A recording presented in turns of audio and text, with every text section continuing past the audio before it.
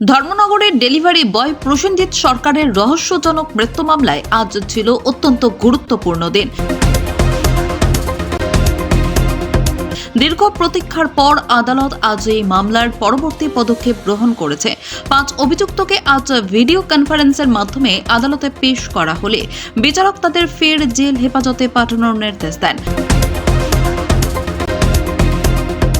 গত 14 ডিসেম্বর প্রসেনজিৎ সরকারের ঝুলন্ত দেহ উদ্ধারের পর থেকেই বিচার চেয়ে উত্তাল ছিল গোটা রাজ্য।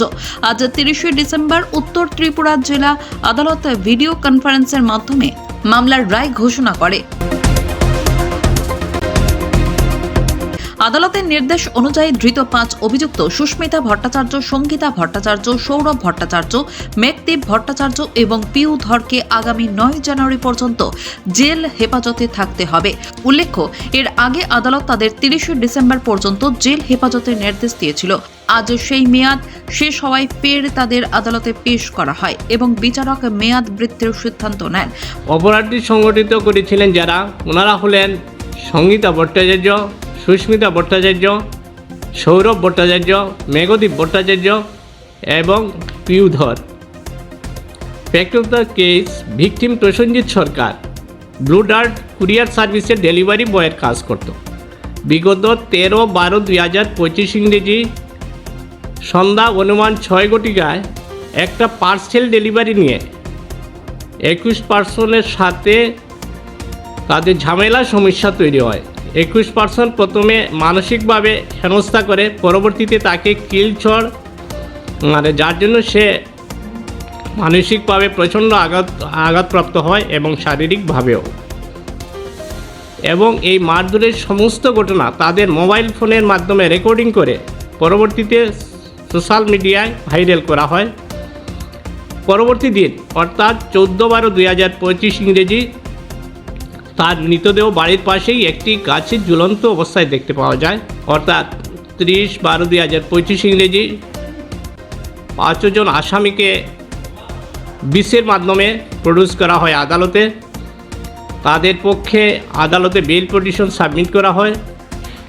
আদালত বেল শুনানির পরে তাদের বেল পিটিশন রিজেক্ট করেন।